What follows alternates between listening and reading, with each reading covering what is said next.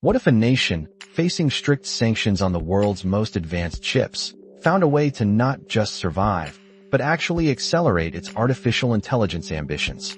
It sounds like a paradox, but that's exactly the bold, defiant strategy playing out right now in China, spearheaded by tech giant Huawei and fueled by an unexpected, massive energy advantage. For years, we've heard about the critical role of AI chips, especially those powerhouse GPUs from companies like Nvidia. They set the gold standard, powering everything from training complex AI models to running sophisticated applications. But as you know, strict US export controls now prevent those cutting-edge Nvidia chips from reaching China. This presents a massive hurdle for Beijing, which views AI as absolutely strategic for both national security and its economic future. Wendy Chong, a senior analyst at Matrix, puts it plainly. China is striving for AI self-sufficiency. So, how do you compete when you can't get your hands on the best-in-class components? Huawei, one of China's most prominent tech companies, entered this high-stakes game with its Ascend series. Individually, these chips simply don't stack up against Nvidia's top performers. But Huawei isn't playing a game of individual chip supremacy.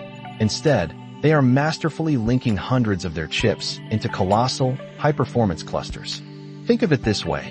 Imagine trying to win a race not with one incredibly powerful, bespoke sports car, but by expertly connecting 384 capable, though perhaps not bleeding-edge, vehicles together, all working in perfect, high-speed synchronicity.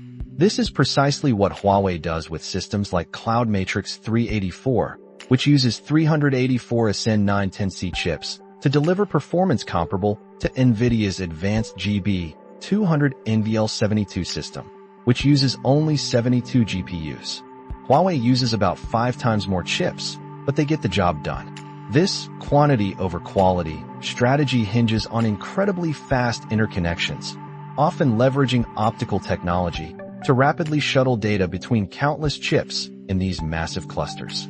As Brady Wong from Counterpoint Research explains, this setup doesn't demand top-tier individual chips, perfectly suiting China's current strengths.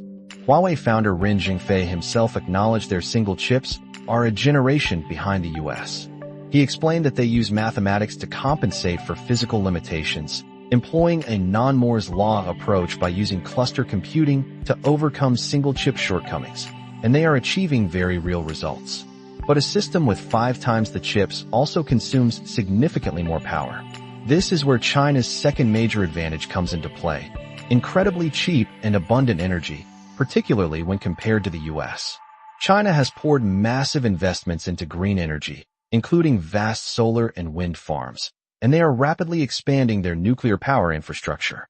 It's like having an almost unlimited, super cheap gas station for your fleet of high-performance, high-consumption vehicles. Central and local governments actively support these AI development efforts. Cities from Shanghai to Shenzhen offer subsidies and gift vouchers to companies looking to rent computing power.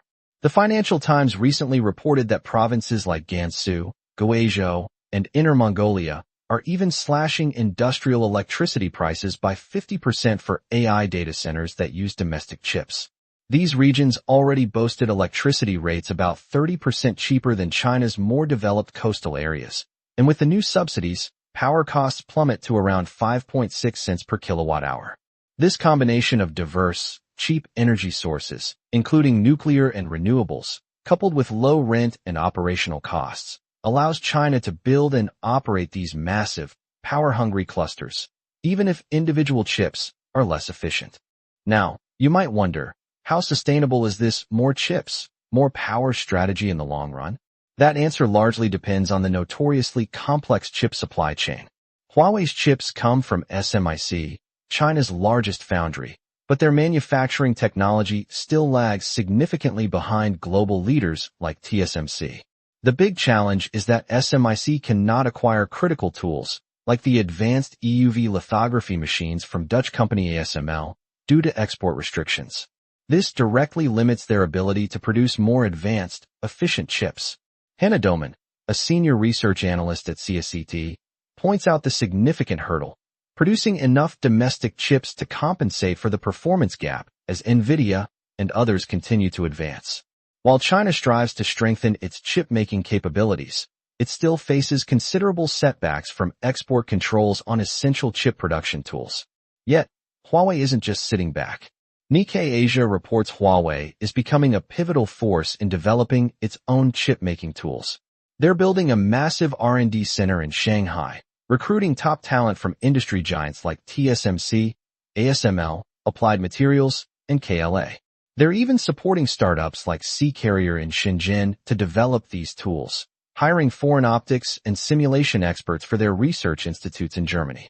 Huawei, C-Carrier, and Yuliangsheng are collaborating to develop China's first immersion deep ultraviolet (DUV) lithography machine, aiming to compete with global players.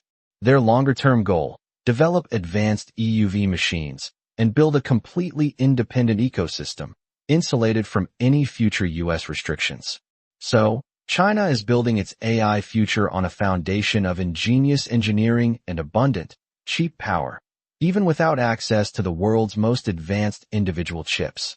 It's a testament to innovation under pressure, but it also raises a fascinating question for the global tech landscape. Can sheer scale and strategic investment truly outpace raw technological superiority when it comes to the future of AI? Let us know what you think. Subscribe and share your thoughts in the comments below.